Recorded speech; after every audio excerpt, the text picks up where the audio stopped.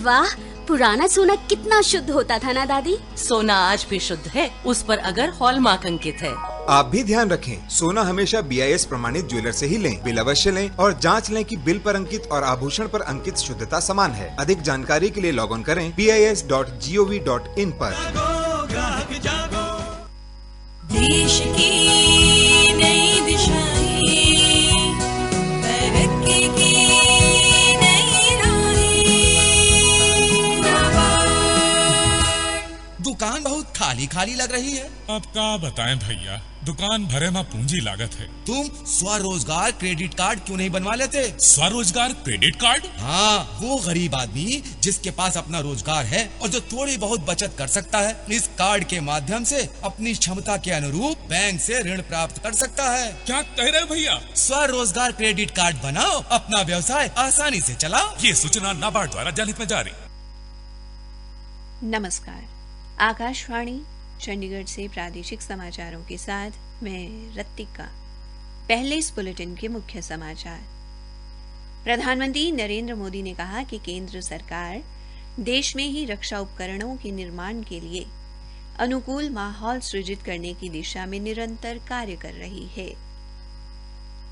केंद्रीय शिक्षा मंत्रालय ने विद्यार्थियों, शिक्षकों और उच्च शिक्षण संस्थानों के लिए विद्यांजलि नामक स्वयंसेवी कार्यक्रम की शुरुआत की। हरियाणा के राज्यपाल बंडारू दत्तात्रेय ने आज भिवानी में राज्य स्तरीय पशु प्रदर्शनी का उद्घाटन किया और हरियाणा में आज लगभग 41,000 लोगों को कोविड रोधी टीका लगाया गया। कोरोना के नए स्वरूप ओमिक्रॉन से संक्रमण के बढ़ते मामले चिंता का विषय है और इसके मद्देनजर हम अपने श्रोताओं से अपील करते हैं कि वे सतर्क रहें, दोनों टीके लगवाएं और अन्य लोगों की टीका लगवाने में मदद करें। अब समाचार विस्तार से। प्रधानमंत्री नरेंद्र मोदी ने कहा है कि केंद्र सरकार आत्मनिर्भरता और मेक इन इंडिया पर जोर देते हुए देश में ही रक्षा उपकरणों के निर्माण के लिए अनुकूल माहौल सृजित करने की दिशा में निरंतर कार्य कर रही है। प्रधानमंत्री आज रक्षा में आत्मनिर्भरता कॉल टू एक्शन विषय पर बजट के बाद आयोजित एक वेबिनार को संबोधित कर रहे थे। उन्होंने कहा कि इस वर्ष के बजट में देश के अंदर अनुसंधान, डिजाइन और विनिर्माण के विकास के लिए बेहतर माहौल तैयार करने का खाका प्रस्तुत किया गया है। प्रधानमंत्री ने कहा कि रक्षा बजट की कुल राशि का लगभग 70% घरेलू उद्योग के लिए रखा गया है। उन्होंने कहा कि पिछले 7 वर्षों में रक्षा विनिर्माण के लिए 350 से अधिक नए औद्योगिक लाइसेंस जारी किए गए हैं, जो मेक इन इंडिया के प्रति वचनबद्धता को दर्शाता है। श्री मोदी ने कहा कि वर्ष 2001 से 2014 तक 14 वर्षों की अवधि में केवल 200 लाइसेंस ही जारी किए गए। उन्होंने कहा कि पिछले साल रक्षा क्षेत्र के 7 नए सार्वजनिक उपक्रम बनाए गए हैं, जो तेजी से अपने कारोबार का विस्तार कर रहे हैं। रक्षा क्षेत्र में देश को आत्मनिर्भर बनाने के लिए उठाए गए कदमों का जिक्र करते हुए श्री मोदी ने कहा कि घरेलू खरीद के लिए करीब 54,000 करोड़ रुपए के अनुबंध पर हस्ताक्षर किए गए हैं। उन्होंने कहा कि 4.5 लाख करोड़ रुपए से अधिक के उपकरणों की खरीद संबंधी प्रक्रिया विभिन्न चरणों में है। श्री मोदी ने कहा कि यदि सभी देशों के पास एक ही तरह के हथियार होंगे तो रक्षा बलों की विशिष्टता प्रभावित होगी और इस विशिष्टता को तभी बरकरार रखा जा सकता है अगर हथियार देश में ही तैयार किए जाएंगे। प्रधानमंत्री ने कहा कि बाहर से हथियार मंगवाने की प्रक्रिया इतनी लंबी होती है कि सुरक्षा बलों के पास पहुंचने तक कई हथियार पुराने हो जाते हैं। उन्होंने कहा कि इसका समाधान आत्मनिर्भरता और मेक इन इंडिया में है। केंद्रीय शिक्षा मंत्रालय ने विद्यार्थियों, शिक्षकों और उच्च शिक्षण संस्थानों को शैक्षणिक एवं संरचनात्मक जरूरतों की पूर्ति में मदद उपलब्ध कराने के लिए विद्यांजलि नामक स्वयंसेवी कार्यक्रम शुरू किया है। इस कार्यक्रम के तहत छात्रों के लिए फैकल्टी के उभर रहे नए क्षेत्रों में उपचारात्मक कक्षाएं एवं प्रशिक्षण कार्यक्रम चलाए जाएंगे, जिनमें सेवामुक्त एवं सेवारत शिक्षक, सेवामुक्त वैज्ञानिक, सेना, सरकारी और अर्ध सरकारी विभागों के सेवानिवृत्त अधिकारी, विदेशों में बसे भारतीय शिक्षण संस्थानों के पुराने विद्यार्थी, एनसीसी कैडेट आदि स्वैच्छिक तौर पर शिक्षण एवं प्रशिक्षण देंगे। देश भर के उच्च प्रशिक्षण संस्थानों में योजना के तहत प्रशिक्षण के लिए 5000 केंद्र प्रस्तावित किए गए हैं। अखिल भारतीय प्रौद्योगिकी शिक्षा परिषद द्वारा इस योजना के लिए विद्यांजलि he.education.gov.in नामक वेब पोर्टल तैयार किया गया है। इस कार्यक्रम के बारे में विस्तृत जानकारी लेने के लिए इस वेब पोर्टल पर पंजीकरण किया जा सकता है। प्रादेशिक समाचार आकाशवाणी चंडीगढ़ से प्रसारित किए जा रहे हैं। हरियाणा प्रदेश में दुग्ध उत्पादन एवं पशुपालन को बढ़ावा देने के उद्देश्य से आज भिवानी में 38वीं राज्य स्तरीय पशु प्रदर्शनी शुरू हो गई है। इसमें प्रदेश भर से हजारों किसान हिस्सा ले रहे हैं। पशु प्रदर्शनी का उद्घाटन करने के बाद राज्यपाल बंडारू दत्तात्रेय ने अपने संबोधन में कहा कि हरियाणा दुग्ध उत्पादन में देश में दूसरे स्थान पर है। उन्होंने कहा कि प्रदेश का दुग्ध उत्पादन राष्ट्रीय औसत आय से लगभग 2 गुना है। राज्यपाल ने कहा कि पशुपालन को बढ़ावा देने के लिए पंडित दीनदयाल उपाध्याय पशु योजना की शुरुआत की गई है।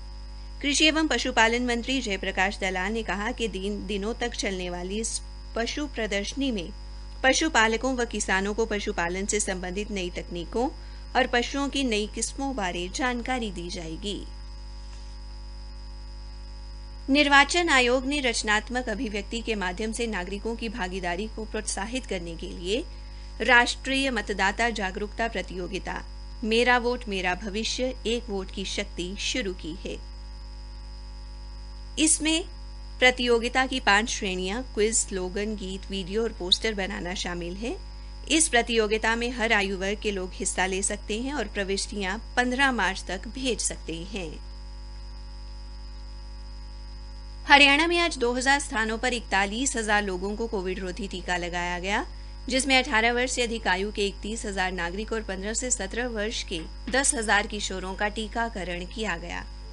प्रदेश में अब तक 4,10,64,000 लोगों को कोविड रोधी टीका लगाया गया है।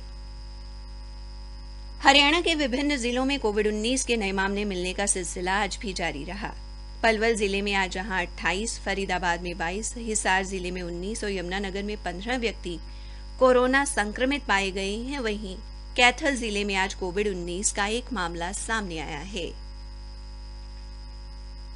केंद्र सरकार ने उस संदेश को खारिज कर दिया है जिसमें यह दावा किया गया है कि 500 रुपए के कुछ नोट जिनमें हरे रंग की पट्टी आरबीआई के गवर्नर के हस्ताक्षर के निकट न होकर गांधी जी की तस्वीर के निकट है, वो नोट नकली हैं। पत्र सूचना कार्यालय ने कहा कि भारतीय रिजर्व बैंक के अनुसार दोनों तरह के नोट स्वीकार्य हैं। प्रधानमंत्री नरेंद्र मोदी परसों रविवार को आकाशवाणी पर मन की बात कार्यक्रम में देश विदेश के लोगों के साथ अपने विचार साझा करेंगे। इस मासिक कार्यक्रम की ये 86वीं कड़ी होगी। ये कार्यक्रम आकाशवाणी और दूरदर्शन के समूचे नेटवर्क पर प्रसारित किया जाएगा। ये कार्यक्रम आकाशवाणी समाचार की वेबसाइट और मोबाइल ऐप पर भी उपलब्ध रहेगा। हरियाणा के शिक्षा मंत्री कंवरपाल ने कहा कि सफलता प्राप्त करने के लिए सख्त मेहनत करनी चाहिए, लेकिन तनाव से बचना चाहिए। शिक्षा मंत्री आज अंबाला के पुलिस डीएवी स्कूल में आयोजित कार्यक्रम को संबोधित कर रहे थे। जेसीआई संस्था द्वारा आयोजित इस कार्यक्रम की सराहना करते हुए श्री कंवरपाल ने कहा कि विद्यार्थियों को इस कार्यक्रम का काफी फायदा होगा।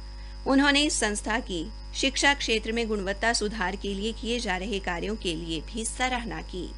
अंत में मुख्य समाचार एक बार फिर। प्रधानमंत्री नरेंद्र मोदी ने कहा कि केंद्र सरकार देश में ही रक्षा उपकरणों के निर्माण के लिए अनुकूल माहौल सृजित करने की दिशा में निरंतर कार्य कर रही है। हरियाणा के राज्यपाल बंडारू दत्तात्रेय ने आज भिवानी में राज्य स्तरीय पशु प्रदर्शनी का उद्घाटन किया। इसी के साथ प्रादेशिक समाचार समाप्त हुए। रखते मजबूत इरादे, रहते हम सबसे आगे। रखते मजबूत इरादे, रहते हम सबसे आगे। आने वाला समय हमारा जुगनू है, हम इस दुनिया के। रखते मजबूत इरादे।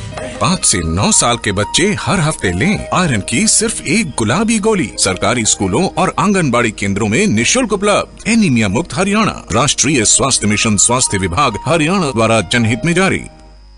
ए चिंटू, पकड़ा पकड़ी खेलने के लिए निकल गया, चप्पल नहीं पड़ा, ये लग गया ना कांटा। ये था लापरवाही का नतीजा। ऐसे ही पोलियो की खुराक न लेने से पोलियो आपके बच्चे को पकड़ सकता है। अरे भाई, भारत पोलियो मुक्त है पर दुनिया नहीं। ये वायरस जो है दोबारा देश के अंदर प्रवेश कर सकता है, इसलिए जन्म से लेकर के 5 साल तक हर बार अपने बच्चे को पोलियो की खुराक दिलवाइए जरूर। 2 बूंद हर बार, जीत रहे बरकरार। पोलियो दिवस 27 फरवरी 2022 राष्ट्रीय स्वास्थ्य मिशन, स्वास्थ्य विभाग हरियाणा द्वारा जनहित में जारी।